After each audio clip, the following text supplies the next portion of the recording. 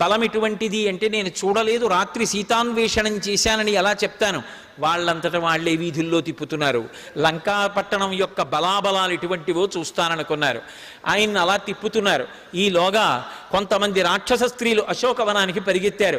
సీతమ్మ, నీతో ఎవరు నీతో కిచకిచలాడిందని అడిగితే, ఏమో యూయమేనాభిధానాసీయ యోయం యద్వాకరిష్యతి అహిరేహే పాదాన్ విజానాతి రసంచయ అని చెప్పావు కదా. పాము కాళ్ళు పాముకి తెలియాలన్నావు కదా.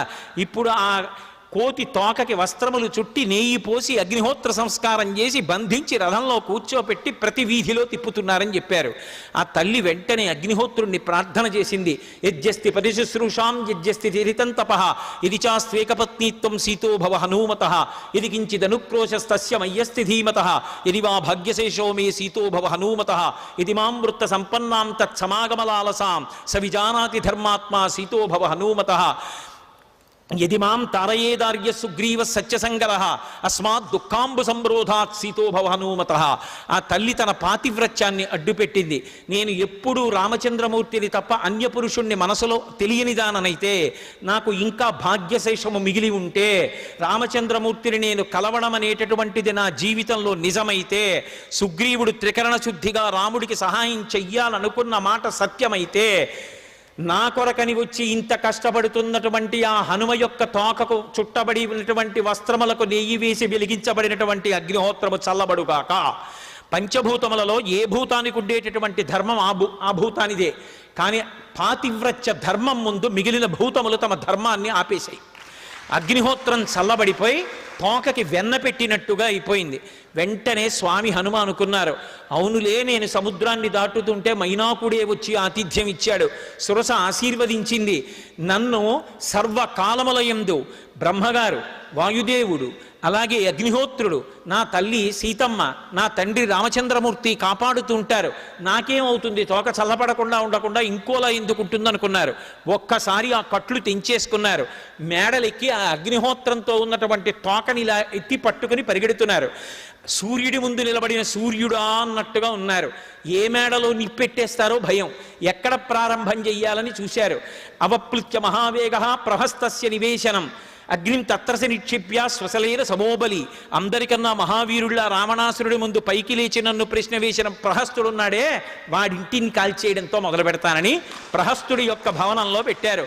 యజ్ఞశస్త్రోశ్చ భవనం బ్రహ్మశస్త్రోస్తథైవచ నరకాంతకశ్చ కుంభశ్చ నికుంభశ్చ మహాత్మనః. ఒక్కొక్కళ్ళు యజ్ఞశత్రువు, బ్రహ్మశత్రువు, శుకుడు, సారణుడు, ఇలా రాక్షసులందరి యొక్క ఇళ్ళని అగ్నిహోత్రంతో సంస్కారం చేసేశారు. తండ్రి అయినటువంటి వాయుదేవుడికి ఎక్కడ లేని కోపం వచ్చింది. ఆయన ఈ మేడలో అగ్నిహోత్రం పెడితే 10 మేడలకి సరిపోయేటట్టుగా దాన్ని గాలితో తీసుకెళ్ళిపోతున్నాడు. ఎప్పటి నుంచో కోపం పెట్టుకొని ఉన్నాడు అగ్నిహోత్రుడు. కనబడ్డ వాళ్ళని కనబడ్డట్టు కాల్చేస్తున్నాడు. కించిత్ కుంకుమ సంకాశాః క్వచిత్ చాల్మలి సన్నిభాః క్వచిత్ మలిన సంకాశాః శిఖావహ్నిశ్చకాశిరే. కొన్ని చోట్ల పచ్చటి జ్వాల, కొన్ని చోట్ల ఎర్రటి జ్వాల, కొన్ని చోట్ల పొగతో నల్లటి జ్వాల. ఎక్కడ చూసినా లంకంతా కాలిపోతోంది. హాతాత పుత్రకాంతమిత్ర హా జీవితం భోగయుతం సపుణ్యం రక్షోభిరేవా బహుదా భ్రువద్భి శబ్దం కృతం ఘోరతరస్సు భీమః. ఎక్కడ చూసినా ఓ భర్త, ఓ తండ్రి, ఓ భార్య, ఓ బిడ్డలారా అన్న అరుపులే. కొవ్వు పట్టి ఉన్నారేమో రాక్షసులు.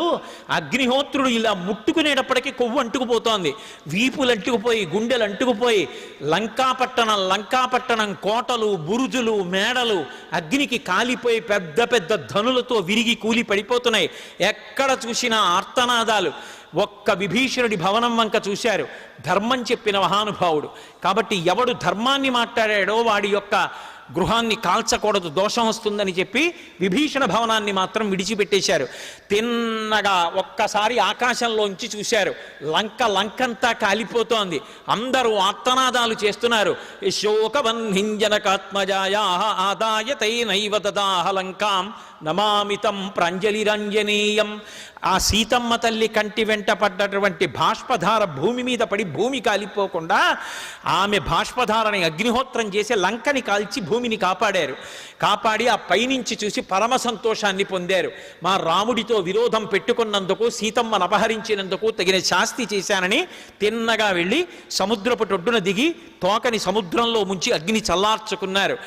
ఒక్కసారి ఇటు తిరిగి చూసి తల పట్టుకున్నారు. అయ్యయ్యయ్యయ్యో, ఎంత పని చేశాను, కోపంలో ముందు వెనకలు మరిచిపోయాను. క్రుద్ధ పాపం నకుర్యాత్కః క్రుద్ధో హన్యాద్గురూనపి క్రుద్ధ పరుషయావాచా నరం సాధు నధిక్షిపేత్ ధన్యాస్తే పురుషశ్రేష్ఠాః ఏ బుద్ధ్యా కోపముద్ధితం నిరుంధంతి మహాత్మానో దీప్తమగ్ని వివాంభస. ఎంత పొరపాటు చేసేశాను. క్రుద్ధ పాపం నకుర్యాత్కః, కోపం బాగా ఎక్కువైపోయిన వాడు ఏ పాపం చెయ్యడు. చిట్ట చివరికి గురువు గారిని, తండ్రిని, పెద్దల్ని కూడా చంపేస్తాడు. నోటి వెంట ఏ మాట వస్తోందో అదుపుండదు. ఏ మాట మాట్లాడాలో ఏ మాట మాట్లాడకూడదో మరిచిపోతాడు. క్రుద్ధ పాపం నకుర్యాత్కః క్రుద్ధో హన్యాద్గురూనపి క్రుద్ధ పరుషయావాచా నరం సాధు నధిక్షిపేత్ యస్యముత్పరితం క్రోధం క్షమయైవ నిరస్యతి యథోరగస్తజం జీర్ణాం సవై పురుషముచ్యతే. అగ్నిహోత్రం పైకి రగులుతుంటే నీళ్లు పోసి ఆర్పినట్టు ఎవడు పురుషుడనిపించుకుంటాడంటే తనలోంచి పైకి లేచిన కోపాన్ని తనకే ప్రమాదకరమని తెలుసుకొని, తన శత్రువని తెలుసుకొని, తన ఒంటిలో పుట్టిన కుబుసాన్ని పాము తానే వదిలిపెట్టేసినట్టు పరీక్షించుకుని మౌనం పాటించి తన కోపాన్ని తాను విడిచిపెట్టిన వాడెవడో వాడు ధన్యుడు. నేను అలా విడిచిపెట్టలేకపోయాను నా కోపాన్ని. ధన్యాస్తే పురుషశ్రేష్ఠాః ఏ బుద్ధ్యా కోపముద్ధితం నిరుంధంతి మహాత్మానో దీప్తమగ్ని వివాంభస. అగ్నిహోత్రం మీద నీళ్లు పోసినట్టుగా నేను కోపాన్ని నా ఓర్పుతో ఆపలేకపోయాను. లంకని కాల్చాను. కానీ లంకని కాల్చినప్పుడు అగ్నిహోత్రానికి విచక్షణ ఉంటుందా? శిశుపావృక్షాన్ని, సీతమ్మని కూడా కాల్చేసి ఉంటుంది. ఇప్పుడు వెనక్కెళ్ళి రామచంద్రమూర్తి అడిగితే ఏం చెప్పను? నేను చేసినటువంటి పొరపాటుకి సీతమ్మ కాలిపోయిందని చెప్తే రామచంద్రమూర్తి ఊరుకుంటాడా? ఆయనకు వచ్చేటటువంటి కోపాగ్ని జ్వాలల యందు ఈ భూమి నిలబడుతుందా? ఇక ఇక్ష్వాకు వంశం కానీ వానర వంశం కానీ నిలబడతాయా? మళ్ళీ శోకాన్ని పొందారు. అకస్మాత్తుగా ఆలోచన వచ్చింది. నేను మీకు మనవి చేశాను, దైవానుగ్రహం ఉన్నవాడు శోకమునందు కూరుకుపోతున్నప్పుడు మళ్ళీ ఉపశాంతి కలుగుతుంది, ఆలోచన మారుతుంది. అథవా చారు సర్వాంగీ రక్షిత శానిలేచన నన్న శిష్యతి కళ్యాణి రగ్నిరగ్నౌ ప్రవర్తతే. అగ్నిని కాల్చగలిగిన అగ్ని నా తల్లి. ఆ తల్లి ప్రార్థన చేసి ఉంటుంది. అందుకే కదా నా తోకకి పెట్టబడినటువంటి అగ్నిహోత్రం కూడా చల్లబడింది. అగ్నిహోత్రాన్నే చల్లబరచగలిగినటువంటి తల్లి, అగ్నిని కాల్చగలిగిన అగ్ని ఆవిడ పాతివ్రత్యం. అటువంటి తల్లిని లౌకికమైన అగ్ని కాలుస్తుందా? నా తల్లికి ఏమై ఉండదనుకున్నారు. వెంటనే దేవతలకు శుభవార్తలు చెప్పేటటువంటి చారణలు అనేటటువంటి గాయకులు ఆకాశంలో వెళ్ళిపోతూ చెప్పుకుంటున్నారు. ఏమీ ఆశ్చర్యం! మహావానరుడైనటువంటి హనుమ లంకాపట్టణానికి వచ్చి అగ్ని సంస్కారం చేశారు. లంకంతా కాలిపోయింది. బురుజులు పడిపోయాయి, కోటలు కాలిపోయాయి, మేడలు కాలిపోయాయి. ఇన్ని కోట్ల మంది మరణించారు. విచిత్రం, ఒక్క శిశుపావృక్షం కానీ సీతమ్మకి కానీ ఆపద కలగలేదు. అగ్ని చెలకలేదు సీతమ్మని. సీతమ్మ అలాగే ఉంది అని చెప్పుకున్నారు. మహాసంతోషాన్ని పొందారు. ఒక్కసారి దూకిక్కడి నుంచి దూకారు. అశోకవనంలోకి వెళ్ళి సీతమ్మ ముందు నిలబడ్డారు. అమ్మా, నువ్వు క్షేమం కదా తల్లి, నిన్ను ఇలా చూశాను, మహాసంతోషం అమ్మా, నాకు అనుమతి ఇప్పించు, బయలుదేరుతానన్నారు. నాయనా, రాక వచ్చావురా నాయనా, రామకథ చెప్పావురా, రామనామం చెప్పావురా, అప్పుడే వెళ్ళిపోతానంటావు. ఇంకొక్క రోజైనా ఉండి ఎక్కడో పొదలో ఉండి మళ్ళీ రామకథ రామనామం చెప్పరా తండ్రి? ఏంది ఆవిడ? కాదమ్మా, బయలుదేరాలి, రామకార్యం నిర్వర్తించాలి, కాబట్టి బయలుదేరుతానమ్మా, నాకు అనుజ్ఞ ఇమ్మన్నారు. అమ్మకి నమస్కారం చేశారు. అమ్మ యొక్క ఆశీర్వచనాన్ని పొందారు. మళ్ళీ బయలుదేరి తుంగపద్మకజుష్టాభిర్ నీలాభిర్ వనరాజిభి సోత్తరీయమివాంబోధై శృంగాంతర విలంబిభి అంటారు మహర్షి. ఇంటికి ఎవరైనా పెద్దలు వచ్చారనుకోండి, ఉత్తరీయం వేసుకుని స్వాగతం చెప్పాలి. అలాగే మనం ఎవరైనా పెద్దల ఇంటికి వెడుతున్నాం అనుకోండి, భుజం మీద ఉత్తరీయంతో వెళ్ళాలి, ఉత్తరీయం లేకుండా వెళ్ళకూడదు. స్వామి అరిష్టం అనేటటువంటి పర్వతం ఎక్కి మళ్ళీ ఉత్తర దిక్కుకు వెడుతున్నారు. ఆ ఉత్తర దిక్కుకు వెళ్ళడానికి వెడితేట పర్వతం ఉత్తరీయం లేకుండా హనుమ లాంటి మహానుభావుడికి స్వాగతం చెప్పకూడదని మేఘమండలాన్ని ఉత్తరీయంగా వేసుకుందిట.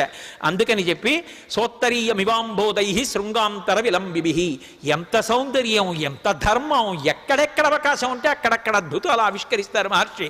బయలుదేరారు. పిబందివ బభూచాపి సోర్మిమాలం మహార్ణవం పిపాసరి వచాకాశం దదృశే సమహాకపి. ఆకాశాన్ని సముద్రాన్ని తాగేస్తున్నారా అన్నట్టుగా మళ్ళీ బయలుదేరారు. ఉత్తర దిక్కుకు వస్తున్నారు. కొన్ని కోట్ల మంది వానరులు. ఆవలి ఒడ్డున హనుమ దర్శనం అయిందంటారో అవలేదంటారో. అవలేదన్నారా? ఇంతమందికి శిరచ్ఛేదం సుగ్రీవుడి చేత. హనుమకి సీతమ్మ తల్లి దర్శనమైందా, మన ప్రాణాలు దక్కుతాయి. అందరూ ఉత్కంఠతో, కొండలు కనబడితే కొండలు, గుట్టలు కనబడితే గుట్టలు, చెట్లు కనబడితే చెట్లు అన్నీ ఎక్కి ఎదురు చూస్తున్నారు. అక్కడి నుంచి చూశారు, అంత దూరంలో నలుసుల్లా కనపడుతున్నారు తన వాళ్ళు. ఒక్కసారి మహానాదం ఒకటి చేశారు, వినపడింది వానరులకి. అందరూ పరిగెత్తుకుంటూ పెద్దవాడు జాంబవంతుడి దగ్గరికి వచ్చారు. అంత పెద్ద మహానాదం చేశాడు మనవాడు, ఏమిటి దాని అర్థం? సీతమ్మ దర్శనం అయిందా అవలేదా అన్నారు. అంటే జాంబవంతుడు అన్నాడు, సర్వదా కృతకార్యోసా హనుమాన్నత్ర సంశయ నహ్యస్య కృతకార్యస్య నాద ఏవం విదో భవేత్. హనుమని నమ్మి ఒక పని చెప్తే జరగకపోవడమా? ఆయనని నమ్మి అప్పచెప్పాం, అయిపోయింది పని, అందుకే మహానాదం చేశారు, సీతా దర్శనం అయిపోయిందన్నారు. ఒక్కసారి ఆకాశంలో అందరికీ కనపడ్డారు. దృష్ట్వా సీతేతి విక్రాంత సంక్షేపేణ న్యవేదయత్ నిశశాచత హస్తేన గృహీత్వా వలిన సుఖం. సీతమ్మ చూడబడెను అని ఒక్క మాట అన్నారు. ఎందుకని? చూశాను అని ముందు అనలేదు. తర్వాత మాట ఈ ఘోషలో ఎలా వినపడుతుందో, సరిగా వినపడుతుందో వినపడదో, అందుకని చూడబడెను సీతమ్మ అంతే. ఈ వానరులు సంతోషపడిపోయారు. తోకల్ని తీసుకెళ్లి కర్రల్లా నించోపెట్టారు, చేత్తో పట్టుకున్నారు, చెట్లు ఎక్కారు, కొండలు ఎక్కారు, గుట్టలు ఎక్కారు, కిందకి దూకారు, పైకి ఎక్కారు. హనుమ వచ్చి కిందకి దిగగానే సంతోషంతో వచ్చారు, ఆయన్ని ముట్టుకున్నారు, పాటలు పాడారు, ఆడారు, దూకారు, దుమికారు, అటెళ్ళారు, ఇటొచ్చారు, పర్వత గుహలోకి వెళ్ళారు, అంగదుడితో కలిసి కూర్చున్నారు. జాంబవంతాదులందరూ కూడా చుట్టూ కూర్చున్నారు. అక్కడికి వెళ్ళిన తరువాత ఏం జరిగిందో సముద్ర లంఘనం దగ్గర నుంచి పూసగుచ్చినట్టుగా ఒక్క విషయాన్ని విస్మరించకుండా సర్వ విషయాలు మనవి చేశారు. ఇప్పుడు నేను సీతమ్మని చూసి వచ్చాను, రావణాసురుడికి ప్రబోధం చేశాను, ఇది పరిస్థితి, ఏం చెయ్యాలో పెద్దలు మీరు నిర్ణయించండి అన్నారు. వెంటనే యువరాజు నాయకుడు కాబట్టి అంగదుడు లేచి అన్నాడు, ఇన్ని విషయాలు తెలిసిన తర్వాత ఇంకా వెనక్కి వెళ్ళి రామచంద్రమూర్తికి చెప్పడం ఏంటి? ఎలాగో చాలా బలం నీ చేతిలో మడిచిపోయింది, మనందరం ఎగిరి వెళ్ళి మిగిలిన వాళ్ళని చంపేసి సీతమ్మని తీసుకొచ్చి రాముడికి అప్పచెప్పేద్దాం అన్నారు. వెంటనే జాంబవంతుడు అన్నాడు, నాయనా నువ్వు అంత సమర్థుడవే, అలా వెళ్ళి తేగలిగిన వాడివే, కానీ లోకంలో మర్యాద అని ఒక మాట ఉంది కదూ. మనకేమని చెప్పాడు సుగ్రీవుడు? ప్రభువు వెళ్ళి సీతమ్మ జాడ కనిపెట్టండి అన్నాడు. అందరినీ చంపి సీతమ్మని తిండని చెప్పలేదుగా. ప్రభువు ఏం చెప్పాడో అది చెయ్యాలి, అందుకని దాన్ని అతిక్రమించకూడదు. నీకు శక్తి ఉంది నాయన, అలా అనకపోతే ఏమైనా ఉంటుందా? నీకు శక్తి ఉంది, కానీ అలా చేయకూడదు. కాబట్టి మనందరం వెళ్ళి సుగ్రీవుడికి సీతమ్మ క్షేమవార్త నివేదిద్దని రమ్మన్నారు. అందరూ పెద్ద మబ్బుల గుంపులా ఆకాశంలో ఎగిరి పెడుతున్నారు. మహర్షి వర్ణిస్తారు ఆ సంతోషం. మా హనుమ సీతాదర్శనం చేశారని ఆ ఎగురుతున్న వానరులు మధ్యలోంచి వచ్చేసారి ఆయన్ని ముట్టుకుని వెళ్ళిపోయి మళ్ళీ ఎగురుతున్నారట. అలా ఒక్కొక్కళ్ళు వస్తున్నారు, ఇటు ముట్టుకునేవాడు, అటు ముట్టుకునేవాడు, అటు ముట్టుకునేవాడు, ఇటు ముట్టుకునేవాడు. వాళ్ళ సంతోషం. అందరూ కలిసి ఆవలి ఒడ్డున కిష్కింధ దగ్గర దిగారు.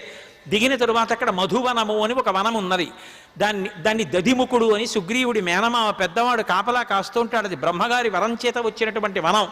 అందులో ఎప్పుడు పళ్ళు పండి తేనె పట్టులతో వేలాడుతుంటుంది. అందులోకి ప్రభువు కూడా ప్రవేశించాడు. మనందరం ఇంత గొప్ప విషయాన్ని సాధించాం. ఎవరూ ఊహించలేనటువంటి విషయం, సీతామాత దర్శనమైంది. కాబట్టి మనందరం వెళ్ళి తేనె తాగేద్దాం యథేచ్ఛగా.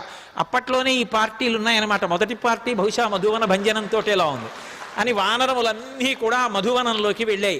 పెద్ద పెద్ద తేనెపట్లు, తేనెటీగలు దులిపేశారు. కింద నోళ్లు పెట్టి తేనెపట్లన్నీ నలిపేసి శోభారంగా తాగేశారు. ఎక్కువ తేనె తాగేశారేమో మత్తెక్కిపోయారు. ఎవరికి ఒంటి మీద తెలివి లేదు. గాయంతికేచిత్ ప్రణమంతికేచిత్, గాయంతికేచిత్ ప్రణమంతికేచిత్, నృత్యంతికేచిత్ ప్రహసంతికేచిత్, పతంతికేచిత్ విచరంతికేచిత్, ప్రళపంతికేచిత్ ప్రళంతికేచిత్. అబ్బో మహర్షి అక్కడ కోతులు ఎలా తూలాయో శ్లోకాలు అలాగే తూలుతాయి. అంత గొప్పగా రచన చేశారు. ఇది ఒకటి తరుగుతూ ఉంటుంది. గాయంతికే చిత్ ప్రణమంతికే చిత్. కొంతమంది పాటలు పాడుతున్నారు, ఏదో కచేరీలు చేసేవాళ్ళ. కొంతమంది ఇలా చెవులు మూసుకుని ఇలా సంతోషంతో ఏమిటో వాళ్ళు వింటున్నది ఏం లేదు, తాగేసి ఉన్నారు శుభ్రంగా తూలి ఇలా ఇలా నమస్కారాలు పెట్టి ఊగుతున్నారు. కొంతమంది నృత్యం చేస్తున్నారు, కొంతమంది దూకుతున్నారు, కొంతమంది ఎగురుతున్నారు, నిష్కారణంగా కొంతమంది ఏడుస్తున్నారు, కొందరు గుద్దుకుంటున్నారు, కొందరు యుద్ధం చేస్తున్నారు. దధిముఖుడు వచ్చాడు, పాపం ఆయన్ని చితక్కొట్టేశారు. ఆ దధిముఖుడు బాధపడుతూ తిన్నగా సుగ్రీవుడి దగ్గరికి వెళ్ళాడు. వెళ్ళి ఏడుస్తూ వానర భాషలో చెప్తున్నాడు. సుగ్రీవుడు తోక పొడుగ్గా చేస్తున్నాడు. ఏదైనా శుభవార్త వినపడితే తోకలు పొడుగ్గా పెడతారు. హనుమ అంటున్నాడు, మధ్య మధ్యలో అంగదుడు అంటున్నాడు, జాంబవంతుడు అంటున్నాడు, ఏడుస్తున్నాడు వానర భాషలో. అంటే వాళ్ళు వచ్చి నన్ను కొట్టి తేనె తాగేశారని చెప్తున్నాడు.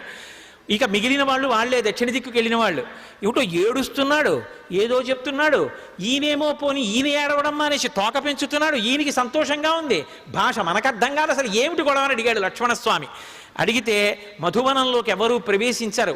అటువంటిది హనుమ అంగదుడు మొదలైన వారు వెళ్ళి మధువనాన్ని భంజించారంటే తప్పకుండా సీతామాత యొక్క దర్శనమైంది.